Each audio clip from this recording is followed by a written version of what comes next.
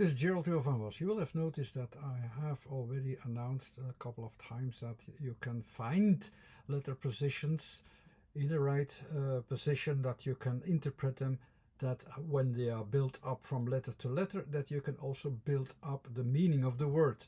Now this is all theory, maybe still for a lot of people, and you can say, okay, you can fall back on a book, you can fall back on the scheme, but but it still comes down to that the people who watch the videos, they are listening, and somebody else is telling what it is, and I don't give you the opportunity to find out these things yourself. So in this video I will have a completely different approach. I will have an educational approach so that I allow you to recognize the right positions and letter meanings yourself. And I always give you the options in the way how we think in general, so how we recognize words, how we build up words, how we build up words from letter to letter, is a principle of not dualisms, of tripleisms. We always think in that balancing out features, that we always have three options. It's not the black and white thing, but it's that black and white and that in between. And that in between choice will make us also will also make an availability to make up of a way to approach it in a changing position. So you change and you adapt to the right things. So that's why there are always three options. The three options allows you not to think in black and white, but also in the in-between zone, and that it knows where it doesn't fit and how much we need to adapt. It's that kind of adaptation principle that goes automatically, and that has a balanced structure of 3x3 dimensions also, that takes care of this balance. So far also this is theory, but I'll show you also always three options. The three options that have that balance. So which kind of balance will you choose, and if it's in the right category of the three categories, you also have the right, you also make that choice in the correct way. And I will allow you to think in that way, to always have these three options, and you pick out the right one. And when you pick out the right one, you will get the right word and the right meaning automatically, in the same way as we pick out the letter combinations and meanings at the same time. So, but when we have a word, for instance, of course what we do is that the word is a description, not just of the object, but also how the object is formed, how the object is performed, what kind of performance is performed in the wheel, and how we perform with and towards the object. All these things at once. So the letters will also describe not just the object, but also how we approach it and what we need to do to understand the performance and subject of the object well. And we know which one is the first letter, but don't look at the letters. I will give you like always the options of three. And in general, with letters, we have an order of letters into three categories as well. And why are there three categories? Again, it is that option of either we know what it is, or we think to know what it is, and we choose a steady vision, or we see that, okay, we have some doubtfulness there as well, and we see, okay, but we can still figure it out. So then we follow the changes and the movements until we can figure it out. That's that doubtful moment, which we can still find a solution for it with a before and after, in a kind of dualism as well, of course. Or the third category, where we will say, okay, well, I don't know what it is, I really don't know. But if we really take care to look at the context, then we also can find out how we need to adapt to what we do not know. And then, because of that, in that really category of know, we also know what it is. If we realize what it is not, we also realize what it should be. So these three options have actually always this triple vision of yes, not sure, and no. And these three options will give you the right choices that you make, and so you have to be honest with yourself also, always in these in language, in what we describe. If we start to describe something and think we know something while it is not true, while we do not know it, it will yeah, the whole conversation will go blind, will go into that third category of certainty. The third category of certainty, for instance, is with ATK. A, we think to know it. T, we know it. K is actually we think to know it, but we don't know it, and so we are in that breaking point of what we are building up. That kind of principle is in there, in the sense that I'm now describing the essence of this yes and no principle. But okay, we're not going to be too deep into the whys. We were going to go deeper into how and what. So how shall we describe that object now, the wheel? If we think about the wheel, we could have three options, and in this case I'm going to the object itself. It can be, I'm not going to talk about our way we interpret it. I'm going to talk about how we see the object. So how do we describe the object, the wheel? Is it so I will have the next slide. So this is of course most important, that we take out one of these three categories that makes us recognize the thing or the wheel. So also into its three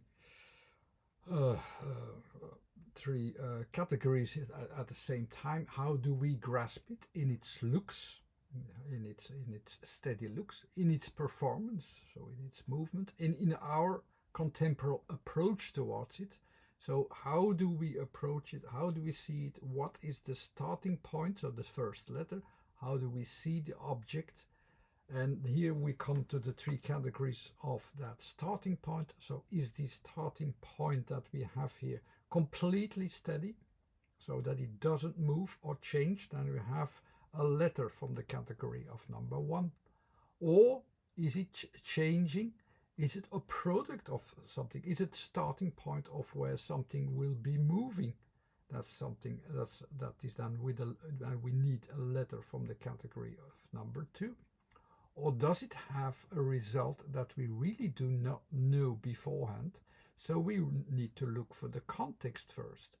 Think very carefully. The object, where we start from, is that a steady thing without any aspect of movement or change? Or is that object a starting point where movement or changes occur? Or is it the result of something that really can only be understood that we investigate the context first, and we don't know it at that point where when we start from it? We can't see that context yet. We don't understand that context yet. We don't know the object yet. So what of the three is it? Which category is it? Think carefully, and you will know, of course, that this is about movement. It is about movement. So it will be one of these categories, one of these letters of movement. But which letter? You have here again, I will split up my visualization into three options. It's always the same kind of options, the same kind of structure, which you can learn to interpret also, but I will give you how you can write it down in these three options. So we have now something about movement or changes. So we know already it's about changes. But what kind of changes? Where do we start in these changes? Again, three categories. So is it the cause of change, the real cause of change? Or is it busy with changing and moving and so on? And it's about that focus on the changes themselves. Or is it already a changed condition? Also here, it's very clear. So I hope I gave you enough time to think. It is about change. It is about that being busy with movement, being busy with changes and so on. So our starting point is not that the wheel isn't the cause of changes. It is about changes. It's not what is the product of changes, or the first, just like it is not the first cause of changes. It is about changes. It is changing it, and so that's why the second category is correct. Okay, now we also have to split this category into the three options. So what kind of degree do we have? We have 3 degrees of changes itself. We have the O, E, Z, and the W. The Z and the W, I will tell you why there are 2 options there later, but you have 3 options actually. Either it is the starting point or the engaging of change that is dominant, or it is again the change itself. It is the change. We focus about the change, or it is leading to a change. It is leading. So the end result is change. Also here it is very clear. The starting point that we have will lead in the end to a change. It is about changes, but it is actually, if you look a bit closer, make our focus a bit more clear, it is leading towards change. And now we have there's only one place in the system which splits again into 2 as well, and there's a reason for it, because there are 2 big movements forward and backward. So that's the point where you have 2 options extra. So you have either an inwardly change or an outwardly change. So this focus, will that lead, or this starting point that will lead to a change, will this lead to an inwardly change or to an outwardly change? Think about it. Let it sink in. What does the wheel do? Does it make an inwardly change or an outwardly change? Inwardly change is, of course, that it has an inwardly effect, so that you have the inwardly conditions changed. Or more the outwardly conditions changed, that you have that there is an adaptations to what is happening outwardly. What will it be? No, it is about the outwardly change, and that's the letter. Then we found the first letter, which is the W. W is also related in the geometry, because there's also geometry behind it, to the diagonal. So it is an outwardly change with a push towards a diagonal position. So we have already the first letter of engagement, a vertical movement outwardly. That's our first starting point. So, okay, now we go to the next letter. But as letters build up, it's not just a puzzle of letter by letter as if they have no connections at all. No, we continue what we already have. So we have as a starting point a vertical movement outwardly. So this vertical movement outwardly, we go and look a bit deeper what it is. Again, we split our mind into these 3 options. So these 3 options are, is this outward movement a steady movement? So that means, is that then the same the whole time? Or is it changing all the time? It is due to change. Or is it, the last category, is it due to adapt itself uh, in that changes towards its context, so that we so so so that means, so I have this wheel, I have a movement. Does the movement remains the same the whole time? That's what you can also say. Then you have the first category. Or is it constantly changing all the time? Then you have the second category. Or is it only changing according to context? What will it be? Of course, you know, the wheel, with the wheel, we will adapt our, or the wheel will adapt its outwardly movement according to context, not constantly. The wheel isn't it. Okay, when we think about a wheel, it is in a very long time. It can be a constant turning around, but it can go slower, quicker, then more to the right, then more to the left. It is adapting. So that's why this is the only right category. And we know it's about age, but now we go to the refined category. We know already it is about adaptation. So in a way, we split it again into three categories, or three degrees. So this adaptation of movement, will it be again? Will it be this adaptation? Will it be about the cause of adaptation? Will the wheel be the cause of adaptation? That it will be the reason of adaptation? Or will it be about adapting itself? It will be like, yeah, as if we need that aspect mostly. It is about adaptation.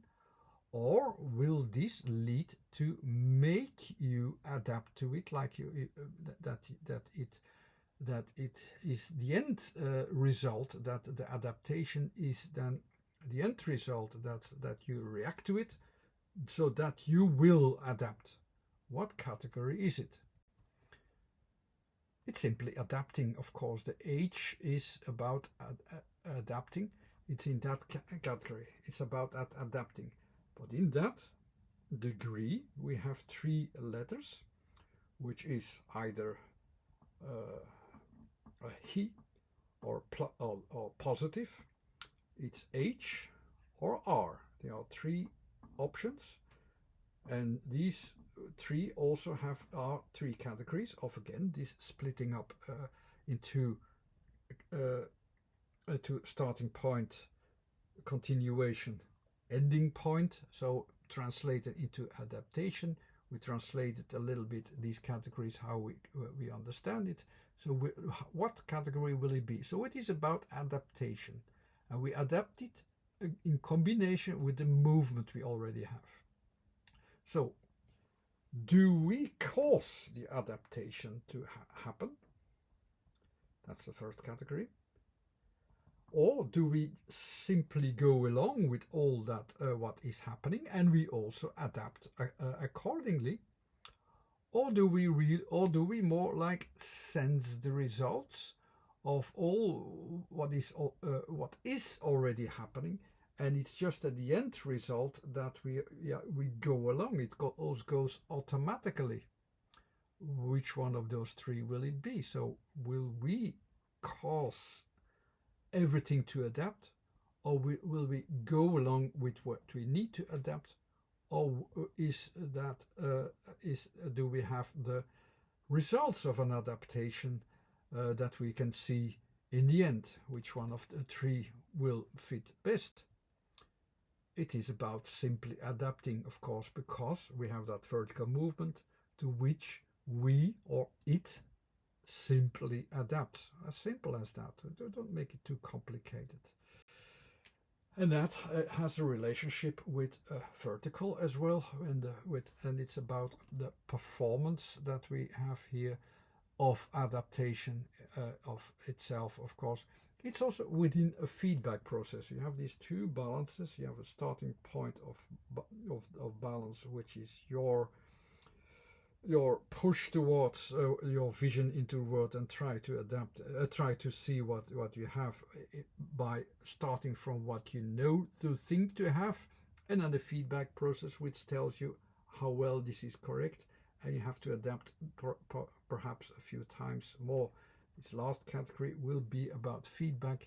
The last series of letters will increase the importance of feedback, of adaptation, and this is about that adaptation. Okay, let's go to the next letter.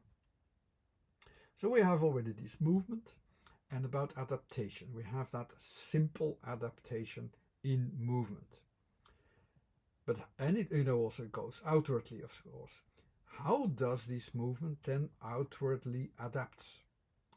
And so is that in category number 1? Does it adapt to what does it adapt? And of course you can continue. Does it adapt to the steady objects, or does it adapt to movement, to changes, or does it adapt to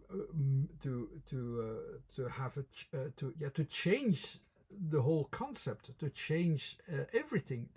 Is that the purpose of it?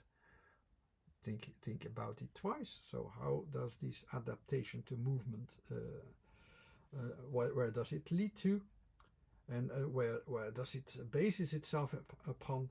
Does it base itself completely on steady objects, or does it adapt itself because it sees movement, it sees changes, or does it adapt because it wants to have everything changed? So what is it? It is an adaptation to movement and changes. But there's an extra thing, because it's not just to all movement and changes. There is a relative thing in here. It also depends a little bit on context, because not everything will be movement and changes the whole time. So of course there will be a relative aspect as well. That's why you also have a letter which has an oral expression and a written down expression. So that means it is a bit relative. So you write it down in one way and you speak about it in a different way. Some of these words are a little bit more complex, but I'll come to that it is quite understandable. But we know already it will be about movement and changes, but a bit relative. Now, first investigate what kind of movement and changes. So we know already it will be about change and movement. So one of these letters of this category number 2, but relatively involved also with category number 3, or context. But we'll first look at the movement. What kind of movement will we deal with? And so what kind of adaptation to movements, because that's what we have already. It's about an adaptation to movement. So will that be into which of these 3 focuses? Is that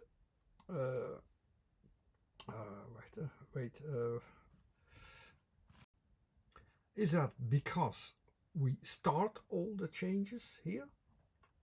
The changes, are we the cause of all these changes? Or are we simply following the changes?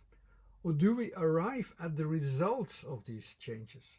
Which one is it? Also very easy answered. We simply follow the changes. And that's, we almost have that category, so we know it's in that second degree here. So we have the O, E, Z, and W.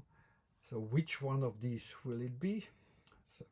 And then that's why we focus very quickly. It happens actually in our mind. I'm slowing down our mind, how quickly our mind gives an order to the letters and to the way how we focus upon ourselves upon these letters unconsciously, but we do that. We find that balance.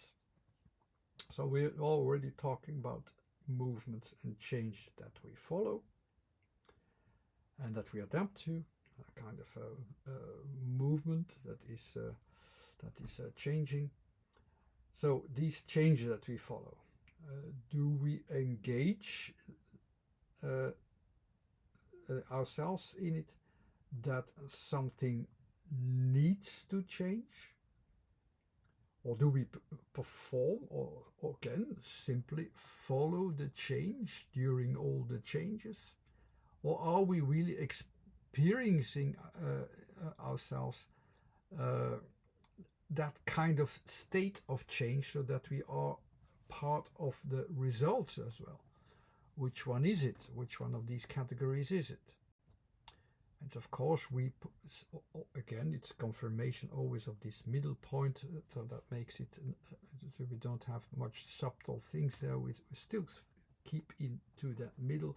We perform and we follow the change during all the changes, and that's the letter E, which is describing that. But I told you also already that it also depends on context. So we have already that category in the background.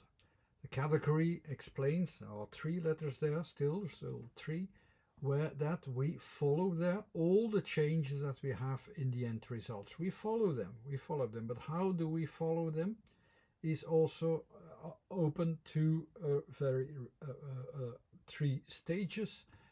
All these 3 letters, or 3 positions, there are 3 letters there as well, or 3 sounds there as well.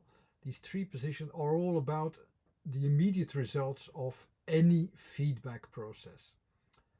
And then we have to say, okay, but which letter is it then? Because which letter is then playing in the background? We have already the letter E, but there's another sound there in the background that plays along. It's that context that plays along, that the things are not simply changing all the time. No, they depend on something. And they depend on our feedback process. And in which way this feedback process depends on it is described in these letters. So what do we really follow here? How do we follow this feedback? And how is this feedback process followed up in all the things that changes? Is it category number 1? The result of what I have here as a negative feedback, so that you start to need to start an adaptation. So it's that starting point of feedback where everything is so negative that you need to start to adapt. You have no other options. That's also related with the sound H, which brings you out of the system and where you have to start all anew. That's a kind of sound we don't have really in language, but it has a position in that system and in the numerical system and in the Pythagorean system. So that's that sound there, or just the negative. That's the negative, the not knowing. It's that kind of I don't know. So knowing that you do not know makes you open to feedback that you will adapt to a new state. That's the purpose of it. So do we follow that here? That we do not know what to do, and so that we are open to start a new adaptation. Is that the first thing that we will do then in the background? Is that why the change, what we follow changes? Is that how we follow changes? Everywhere where we don't know what to do, we come to action? I don't think so. Or did you simply find a direct way to adapt into this feedback process, so that you find a way to do so, that you simply follow it where it fits? That's the letter E. Or will the feedback process find its own way and solutions, and it just do whatever it does, like in the S? It just follows it, and it will find its feedback process. It will find its effect. So almost randomly as well, it just does that. That's with the letter S, of course. So which one of these letters is it? Of course, you know the letter. Which one is in the background of this relative state is the letter E, of course, because we simply follow the changes in the end results in a way that we follow it in such a way that we follow where the things will fit accordingly. That's what happens in the letter E. And the letter E in the geometrical system is a movement which goes vertically up. It has the peak values that stand out in the letter E. The E is also peak values, but these are feedback peak values, and they are opposite direction, so that it will put the things down vertically. A and E then together, is that it comes to almost the exact point that we need to know. Of course, if you just see it geometrically, I don't want to make it too complicated, but that's what it is. So we have already almost all the letters. We have wheel, we have just the last letter we don't have yet. So we started with the W, a vertical movement. Sorry, a diagonal movement outwardly. It's written down incorrectly here. It's a diagonal movement outwardly, to which we, or it, simply is adapting. And it's adapting to movements and changes that we follow, that also relatively change the whole time, and that we know how to adapt to as well, in a way. The last letter now that we have left should then explain where will we find this whole idea performed. And so we have that movement to which we adapt to all the changes that we know how to follow up directly. How will that be shown in the end? This whole movement, how will that be shown? And that will be shown in the last letter. Will this last letter, this product at the end, will that be a steady form or place? Will it be something that is about changes itself, or is it something that is about the adaptation itself? That still needs context, of course. Just think about it strongly. It will be actually about a steady form. We will find that the whole thing, that whole concept, into a steady form. So will this form then that we have at the end, that will have our whole adaptation ability there performed in this form, will that be something that you find out yourself, that you will discover for the first time? Will it be something like that? So that means from the category of objective focuses, will that be that first category, that we will find out something first? Or will it be something that we already know what it is, that we say, okay, it's just expressing itself like it is? Or will it be more like a kind of end effect that you will notice at the end? One of these three balances is dominating. Of course, it will be some form that expresses itself like this. So we know now it's about a recognizable form. So this recognizable form, we will go a bit more specifically with our focus. Will that be a recognizable form more in a kind of pre-state, pre-development that we are developing this moment at that kind of starting point? Or is it already shaped and we just see how it is shaping itself, how it's showing itself, how it's showing its purpose?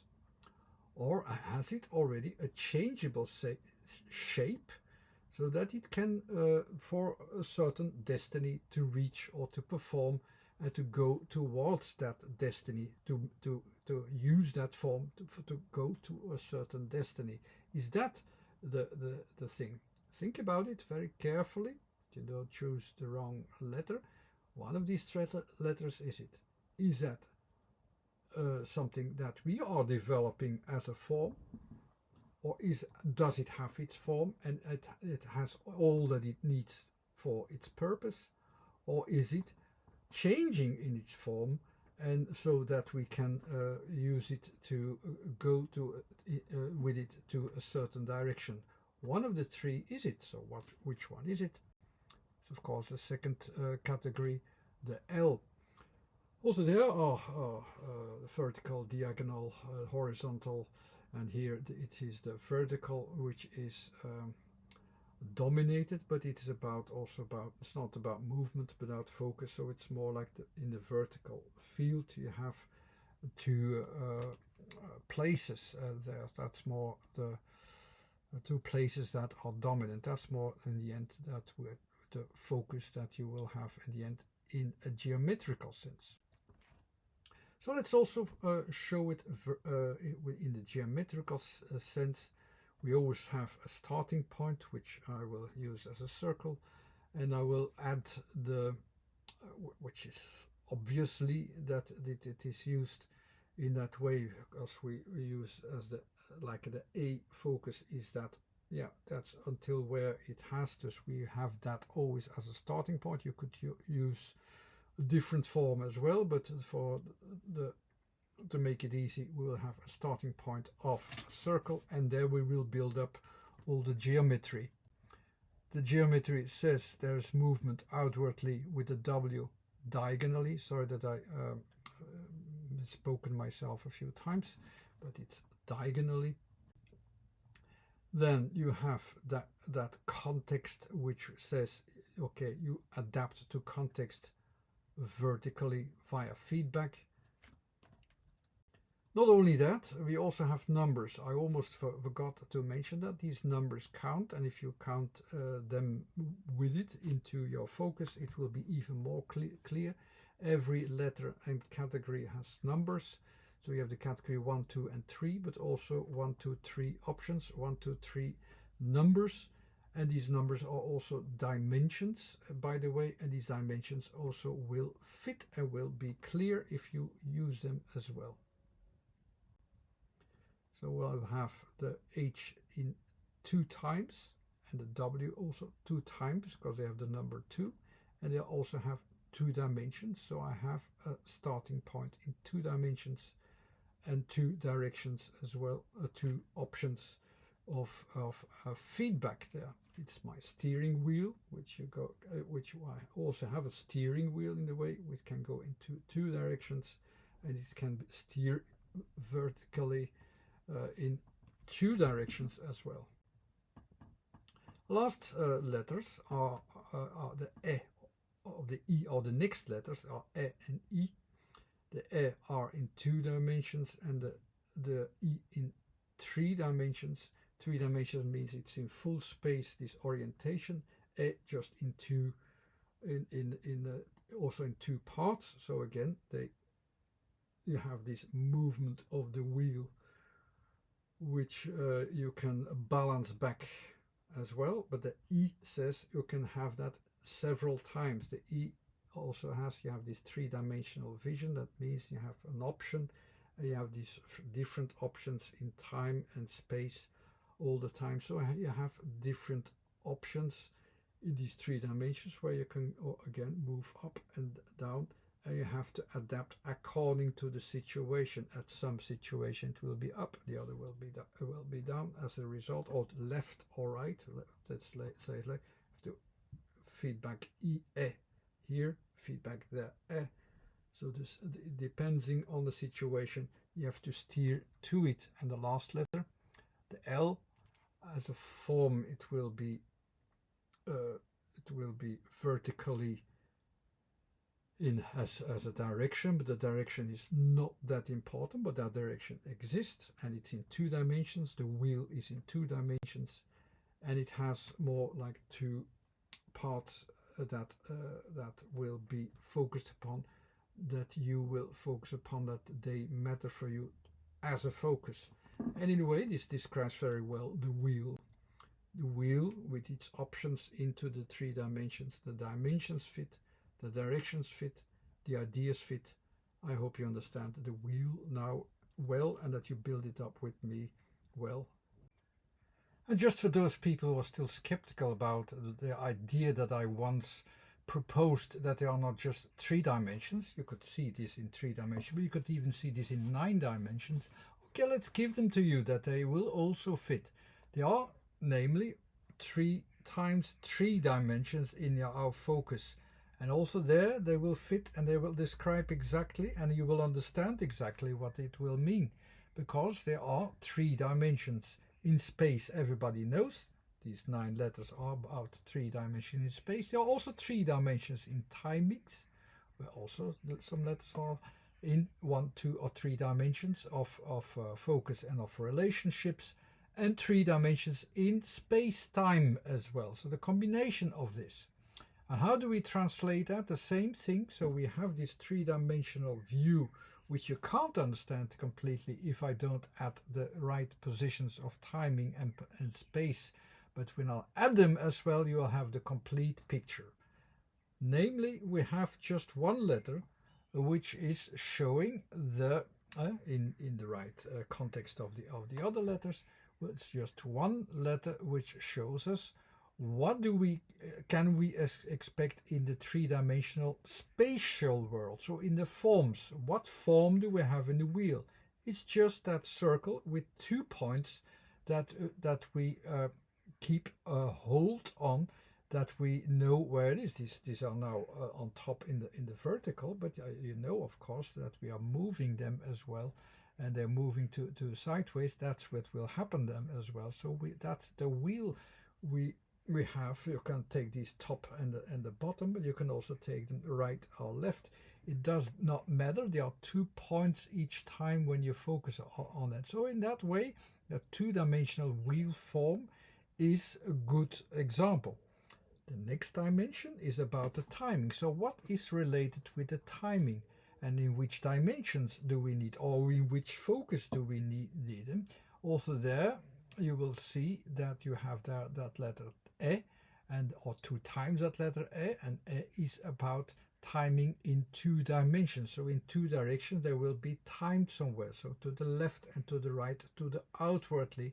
And also, yeah, we want to move something up, but it's in the context also of that E letter, that E sound. That's that context, that bigger context. And that context, what is that? 3-dimensional space of context. It's that almost like a space-time continuing. It's there all the time, and you have opportunities all the time. It just fits where it fits. It's that full reality. You can fit these things anywhere.